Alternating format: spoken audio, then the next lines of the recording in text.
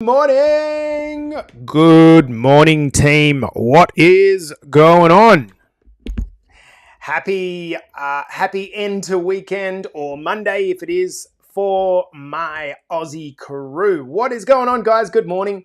How are you? Lovely to have your company here on a beautiful Monday morning or Sunday afternoon / evening if it is for y'all. All right, I'm super pumped to be coming in this morning.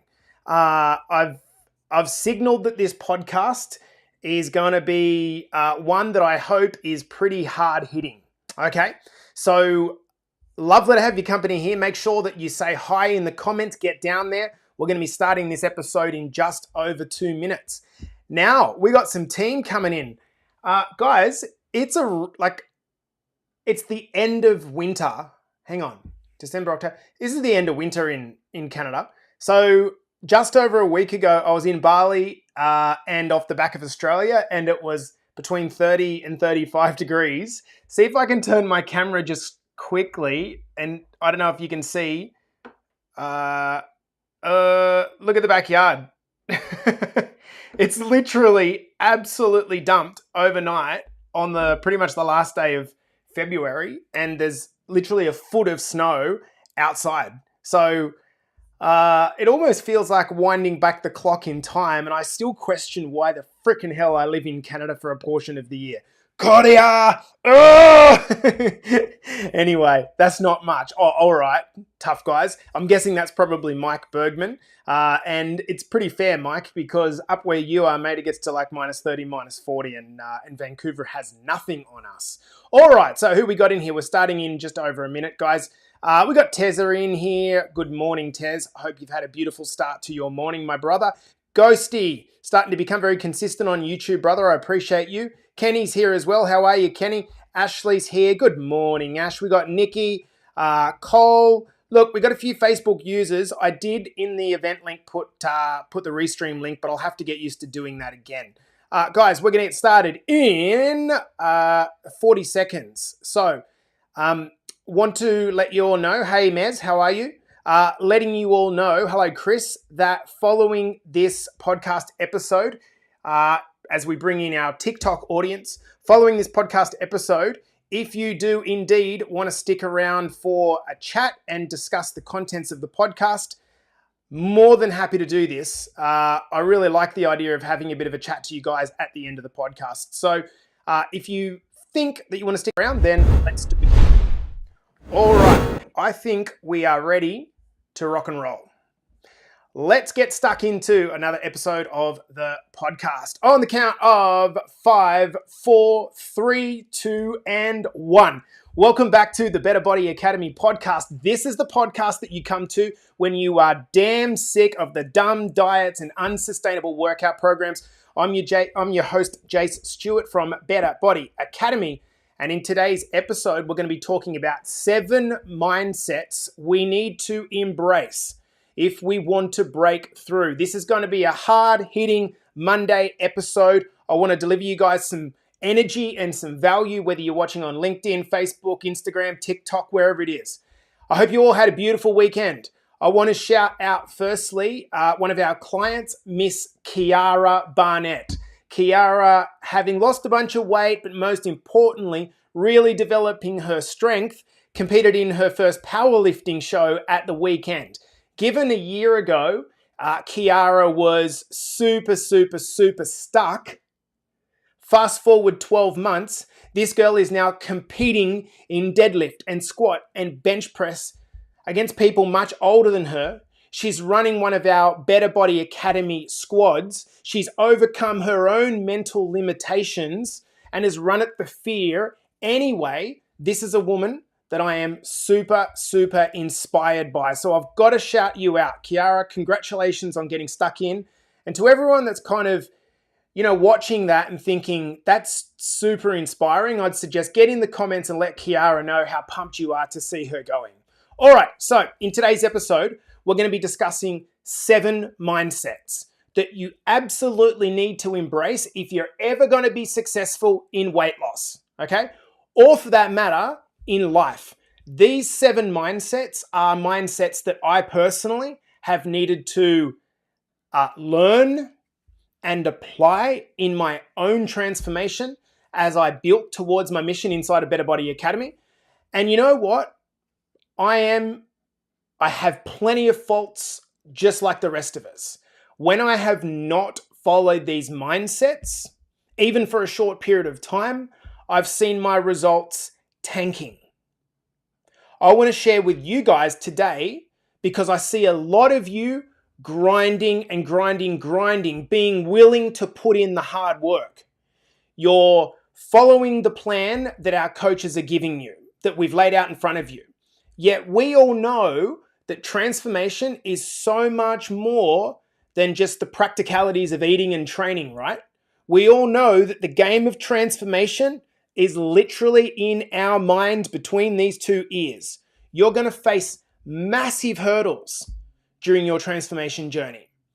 Internally, so within you, and externally, dealing with your environments and with other people.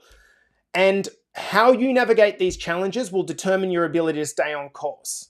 Your ability to navigate these challenges will determine whether you get the weight off and keep it off and experience the subsequent benefits that happen to your mental health and your overall life. I see a lot of you obeying these mindsets, maybe without even knowing it. And so that's the reason you're winning. And I want to draw your attention to them. So without further delay, guys, let's get into the 7 mindsets we need to obey. Now, I'm going to suggest you type these in the comments because when you listen and then you type it, it's just that extra layer of memory that you lay down. You don't have to, but I would suggest you do. Type it back in the comments. Mindset number 1 that you must obey is a willingness to fail repeatedly, pressing reset. Here's the thing, right? Every single person in the world wants quick results. And there's nothing wrong with wanting quick results. But the way that we view quick results is some linear, as in no bumps, trouble-free transformation, right? That's how we tend to view things. We think, why are things not going smoothly for us? Yet if I was to ask you at the start of your transformation, do you expect this to be smooth? You'd say, hell no. Yet everyone wants the absence of failure. Guys, if you're trying to transform anything, and the 3 things that we're mostly trying to transform in our lives are these things, our health, our wealth, and our relationships. If you want to transform in any of these 3 things, you have to understand that part of the journey is failure. It's not separate. As an example, you might invest in something. Maybe it's a ETF in the share market that tanks and goes to 0. But if your response to that is that investing doesn't work, I'm out, you've made the first mistake of failing and taking that failure as being finite, as in the end. Okay? Maybe you got into a relationship when you were young and that relationship didn't work out. And so you've decided that relationships are not for you because of the fact that the first relationship or the second relationship didn't work. Maybe the person just wasn't right. Maybe the situation just wasn't right. Maybe you weren't right at that time in your life. But you have to understand that part of this journey towards better self is going to involve you messing up and making wrong decisions. There is no other part of our life where we expect to be perfect.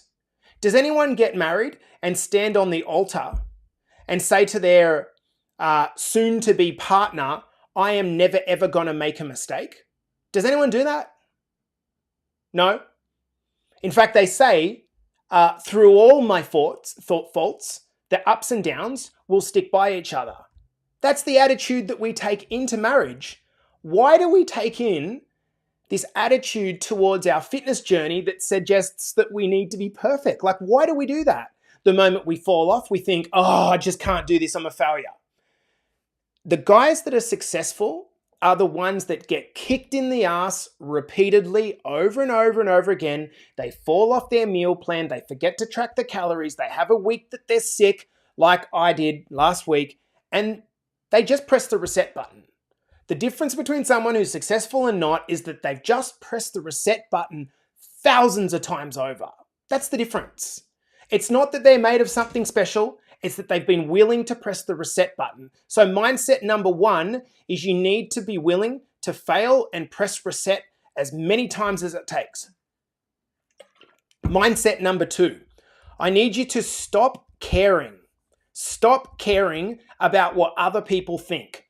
The number 1 thing that stops people from moving forward in their journey is what we term a fear of failure. What if I mess it up? So we just don't start. But it became apparent to me maybe 6 to 12 months ago that if we actually put that into normal people's terms, what they actually mean is it's a fear of looking like a dick in front of their mates. They don't want to start in the gym and look like a dick. They don't want to start training for a marathon and look like a dick. They don't want to start doing CrossFit and look like a dick. That's all it is. So what's happened here is ego has become the enemy. Our need to save face and look good in front of our friends and family, be this image to them that never fails, is stopping us from actually progressing. I think, there is no doubt, I have no doubt in the world that people look at me running this podcast and think, this guy is a fuckwit. This guy's a dick. And I don't care. I do not care in any way. I'm here to serve the people that want help. And I'm going to double down. No successful person ever cuts someone down who's trying. Oftentimes when people go into the gym, they're intimidated because they feel that they're being judged. I can tell you as someone that's trained in a gym since I was 10 years old, I have never cut someone down who started trying in a gym and looked like a bit of a dick and dropped the weight or did something silly because I admire that they're having a go. I'm friends with someone in the fitness industry. I'm not going to name the name, but I'm friends with someone in the fitness industry that is making $200,000 a month as a personal trainer. And she is over 200 kilograms as a personal trainer. This woman speaks her truth better than anyone that I've ever seen. She cops hate, but she doesn't care. She uses that hate as motivation. We need to learn to cut people who try to cut us down from our lives. Leave them behind. You need to cultivate a crowd that supports you. Because guess what? When you're 60 or 70 and you're looking back on your rocking chair with either heaps of money, a fantastic mindset, great health, you aren't going to care about the people that were judging you when you were 30 or 40 years old. My golden rule is never listen to advice from people that you wouldn't swap lives with. Does that make sense? You know what? If you wouldn't have some of the things that I appear to have in my life, then don't listen to me. I'm just going to tell you straight up. Because if you're taking advice from people who you don't think you would swap lives with or swap a component of life with, then why are you listening to them? You're filling up your mind with information that you don't need. Fill it up with people that you really respect their opinion. Mindset number 3. Messy action is better than no action. We are told, guys, that it's either a 0 or a 10, right? If you can't give it your all, then don't give it at all. That is so fucking stupid, it's not funny. Why? Because you're a human, you're not a robot. And to think that you're going to be able to output at 100% every day is ridiculous. Are you always going to be able to output in the gym at 100%? No. Are you always going to be able to turn up in your relationships at 100%? No. Are you always going to be able to come in and work to your best at work, either as an employer or a boss? No. So is it better that you just don't show up at all? Do you think your partner would prefer you to come home tired and exhausted, but still make an attempt to be supportive? Or do you think that they'd prefer you just not to show up? Of course, a 1 in the box is so much better than a 0 in the box. And if we can stop worrying about this procrastination for being perfect and understand that procrastination is crippling, sometimes just doing something is better than nothing. You know, I have these moments, guys, personally, where I doubt myself. I usually doubt myself, and I notice it's when I've, for whatever reason, been unable to train. Okay? The last week, I have literally been like shitting like a tap. It's been horrible. And I've not been able to train because I'm scared to go to the gym and bend over, to be honest. That said, the follow-on of this is that it impacts my mindset. So when this happens, when I start to doubt myself, can I tell you what I do as a response to it? I double down on my work ethic. When I start to doubt myself, I think to myself, okay, take the emotion out of it. I'm just going to double down on my work ethic. How many podcasts did I do last week? I think 4 or 5, because I was feeling shitty about myself because I wasn't training. So rather than sit there in procrastination, I just got to work. I doubled down on my action. Messy action is so much more important than perfect action. Mindset number 4. Change is going to be really, really uncomfortable, and that's a good thing. I want you to think back to when your kids were growing up. Let's just say you've got older kids now. They went through teething, right? Where they were in pain and at nighttime they were crying and it hurt them, right? But we moved through it. Maybe we gave them a chew toy, or maybe we gave them some painkillers, or whatever we did. We helped them, and then eventually they went through the pain and they had teeth and then they could eat. Does anyone look back at their little kid or their big kid with a full set of teeth and think, oh man, that just wasn't worth it? They can now eat whatever they want. It was worth the pain that you went through, but the change was uncomfortable. A snake doesn't not shed its skin because that'd be uncomfortable. Yet I think a lot of us are like a snake that don't want to shed our skin. And so what happens is we grow to a certain size, but then we remain trapped because we're not willing to shed that outer layer, that skin. And so we're almost caught in the current container we're in. Because we've, like a goldfish, grown to the size of that bowl, and we can't grow any bigger because there's no expansion that's taking place. When you grow in life, man, it is uncomfortable. It feels like you're just wading through mud. But that challenge of wading through that mud is callousing your mind. It's causing your mind to grow like a muscle so that the current friction in your mind no longer hurts. So many of us are on the precipice of massive life change, but at last minute, we back away simply because it's just getting a little bit uncomfortable, or we're just a little bit scared. In those moments, I want you to ask yourself, like, what are you actually scared of? What can actually hurt you? Stop. Guys, there's 23 of you watching the podcast on here live. Just stop and ask yourself right now, what am I scared of? Like, literally ask yourself, what exactly am I scared of that's stopping me from going to my next level? I reckon the only thing that you can probably come up with is that if I push myself a little bit too hard, I might just look like a bit of a dick in front of my mates if I fail. How does that hurt you? Like, physically, how does that hurt you?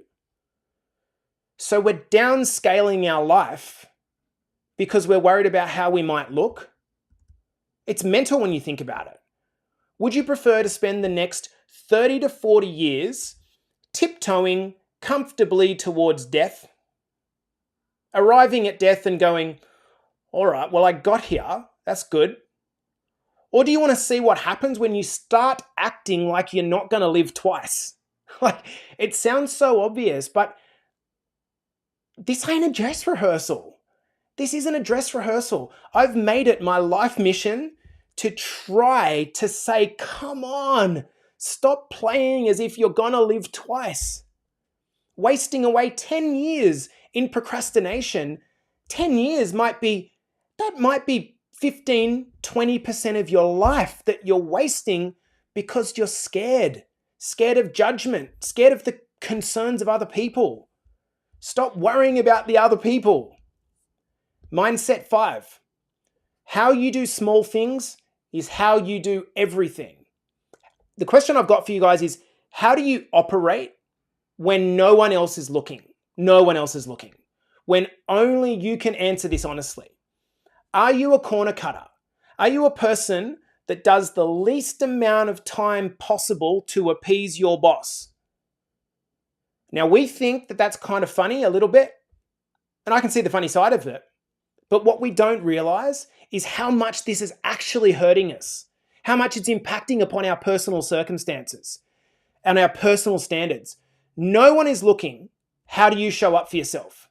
There's an old saying that says, if a tree falls in the forest and no one sees it, did it actually fall?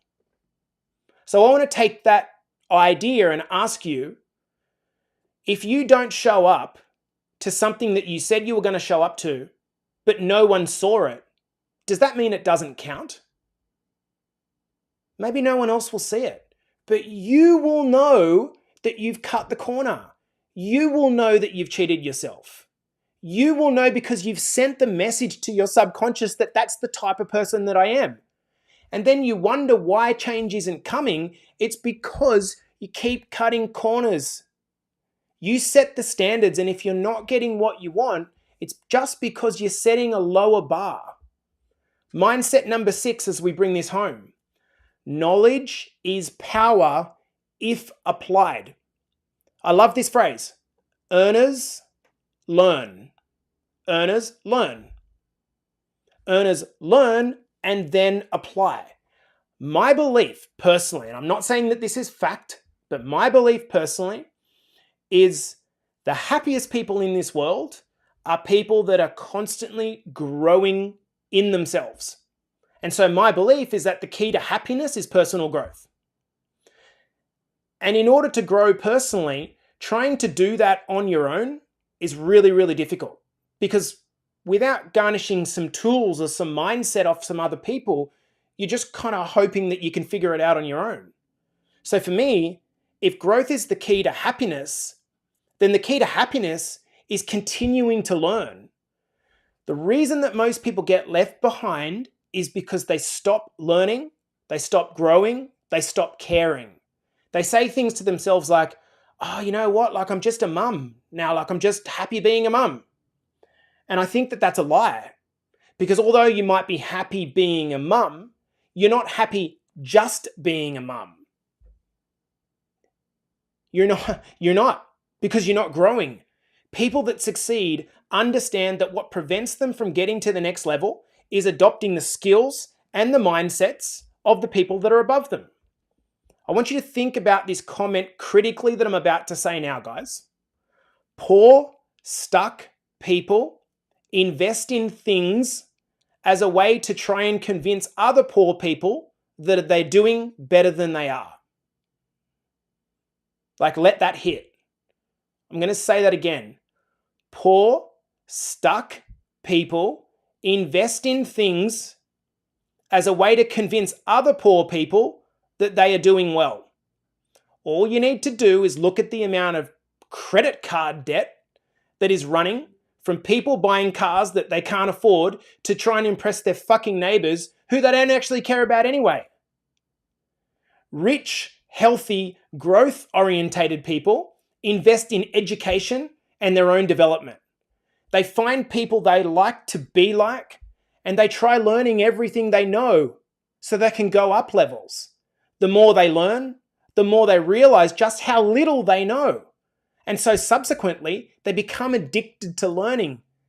And something happens when you start this process, guys, which is the more you start to learn, the more you become almost like, oh my God, I have just realized how nothing I know on a global scale. And this is where you become addicted to the process. Just want to make one point. Reading books and listening to podcasts without applying is just another form of procrastination. Okay? So it has to be applied. The final mindset that I want to give you is this. You'll mostly feel like you're in a grind all of your life. I want you to imagine your life like a hike in the snow. And because it started snowing in Vancouver last night, it's kind of relevant for me here. Off into the distant future, I want you to see a massive mountain rising up out of the snow. And that mountain is representative of your goal. For however long it's going to take, you're going to be trudging through the snow trying to get to that mountain, your future goal. You're well and truly in the grind. You've got your boots on, you're tired, you've got a million things to do, you're just trekking. And eventually one day you make it to that mountain in the distant future and you enjoy the view from the top, right?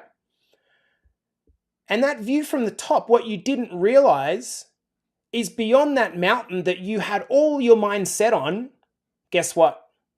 There's another mountain.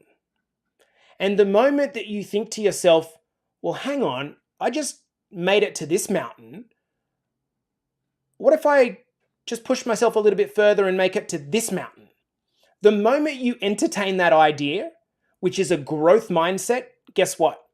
You're straight back there in the grind, and the happiness that you thought would be there when you just got to that mountain has subsided because you're now back in the grind. And I want you to think of your life as a succession of these hikes to a future mountain. So if you're going to be spending the entirety of your life thinking that that grind is horrible and tough and, what am I doing, and questioning it, and when people say you've got to learn to love the journey, that's what they actually mean. Because when you love the journey, you love the grind. You adopt the idea that, hey, you know what? Even though this is part of the process, even though this hurts, even though this is uncomfortable, I know that actually it's the person that I am becoming as I hike through this snow trying to get to the next mountain. And guess what? It becomes addictive because there's a never-ending supply of bigger mountains. And I've realized this as my business has grown, my personality has grown, my mindset's grown, my relationships have grown. I've realized that, fuck, the moment you get to that mountain, there's another one coming. And so if you experience this entire thing as like, I'm not good enough, as a lack, you're going to feel tired and you're going to feel like, I'm run down. Does this make sense? So I want to go over these 7 things just as a highlight, okay? Number 1, these are the 7 mindsets that we need to obey for success. We need to be, number 1, willing to fail repeatedly, pressing reset a million times. Just one of our most successful clients has just joined the podcast, Maddie Harvey. You know, you've been successful, Matt, over such a long period of time, and it sounds like you've had a tough month. Who cares? Fuck it. Press reset. Let's go again. It's Monday. Beautiful. Okay. Number 2, stop caring about what other people think. For me, this is one of the most important things. Literally, unless you're wanting to swap lives with the person that you're worried about, just don't worry. Just keep running at it. Keep failing. Keep throwing yourself out there. Like Kiara Barnett, be willing to get up on stage and look like a dick and get caught under a squat. And so what? You fail. Who cares? Who cares? Like, what's actually physically going to happen to you? Number 3, mindset. Messy action is better than no action, right? Sitting there waiting to be perfect. I've got to make sure that I've done my shopping and make sure that the meal plan is prepped. And, I can't get to the gym this week because I can't go 4 days. Fuck that. Go 1 day for 20 minutes. Number 4 is that change is uncomfortable, and that's good. Like a kid going through teething. Mindset number 5. How you do one thing determines how you do everything. Okay? Set yourself a standard. Don't worry about what other people think about your standard. Ask yourself, is this up to my standards for myself? Number 6, knowledge is power if applied.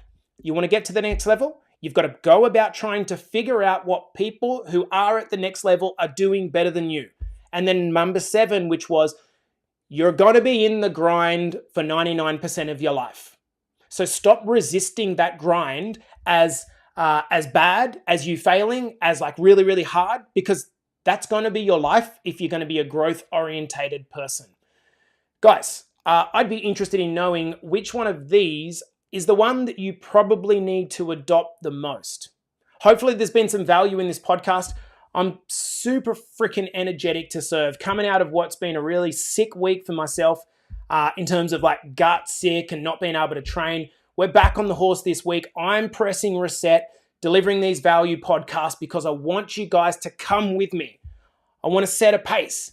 I want to make sure that you're not sitting there feeling sorry for yourself. Instead, you're saying, you know what, Jace, you're absolutely right. I'm going to press the reset button. I'm going to get stuck in from this week. Let's go. This has been the Better Body Academy podcast, the podcast that you come to when you are goddamn sick of these dumb diets and unsustainable workout programs. And of course, I'll see you in the next episode. To my TikTok friends, have a beautiful afternoon, guys, and I'll see you soon.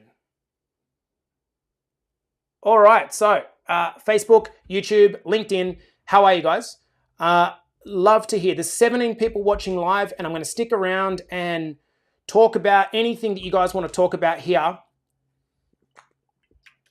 My God, I'm so dehydrated because I've had so much diarrhea that I can't keep up the fucking water to the volume that I need to. Anyway, too much information, right? So guys, what did you think of the podcast? Come on, there's 15 people watching live. I've got some comments here from Coach Aaron. I used to avoid change. I feared failure. Within the change, I feared myself in the change because I lost trust with myself. Yes. Can count how many times I enjoy the feeling of pain. Yeah, I love this. No says, have gay guys ever complimented you? Thanks, No. Cheers, brother. All right, I'm only learning this now. The moment I stop focusing on personal growth, that's when I can feel the spiral down low. Yeah, going down. Exactly right, Ez. Exactly right. Let's go, guys. Awesome analogy. Which one was that, Xanth? Which analogy were you talking about? The teething one? Because I think analogies are a really, really good way to be able to relate to people on something that they understand on a base level. Mary says, you're fantastic. All makes sense. Absolutely. Knowledge is power if applied. Yep, it's the truth. Super powerful podcast. Pressing reset has become part of life. Yeah, it's so true, Xanth. Like, oh my gosh, it's like, it's just crazy to me how so many of us are just giving up because, I don't know, we blew out our meal plan, or we didn't train last week, or we didn't hit our steps. And so as a consequence of falling off, our decision is, I can't do it. I can't do it. You can do it. You just got to just press that reset button again. Just press it. Come on, press it. Press it, press it, press it, press it, press it. There are a number of women that pressed the reset button in our group last week. I saw it happening. You guys did it. Bang, press reset. I'm starting again. I'm starting again. Each time you press reset and start again, you recalibrate, you learn some lessons, and then you go back into it with a fresh mindset. Sometimes we question what next and where to go, but the answer is staring us right in the face. That's a really good point, Ez, that you raise here. I love this point. I'll interpret what you mean by this. I think that a lot of us, what we do is we say, okay, I want to press reset, but I don't know how to start again. Like, dude, it's not rocket science. Let's just, what do you mean you don't know how to start again? What's the trifecta system? If you're inside BBA, what's the trifecta system? Nutrition, steps, workouts, in order of that importance. So what would I do? If I was 1 year into my transformation and I was feeling like I'm stuck, I don't know where to start again. I'm just out of momentum. And this has happened a number of times to guys, especially over the course of the last few weeks. What would I do? I would go back to the most fundamental thing that I could. And that would be, okay, I want to get back into some momentum with my fat loss. And so I know that it all comes down to calories and protein. Now at the moment, I'm feeling a little bit overwhelmed. So I don't want to overwhelm myself more. So what would I do? I would open up my app. I would go to the guides section on my Better Body Academy app. I would take the 4-week meal plan and I would start on the 4-week meal plan. Oh, Jace, but I haven't done shopping for the week. It doesn't matter. Follow it as best you can. Maybe commence the fasting. Maybe make sure your snacks are a bit on point. Just start again. Okay, I'm getting that right. All right, what do I do next? Start getting my step count in. Okay, great. That's a good point, Jace, because I haven't actually been tracking my steps at all. In fact, I don't know what I've done for the last 2 weeks. Okay, great. So just pay attention again. What's measured gets managed. What's measured gets managed.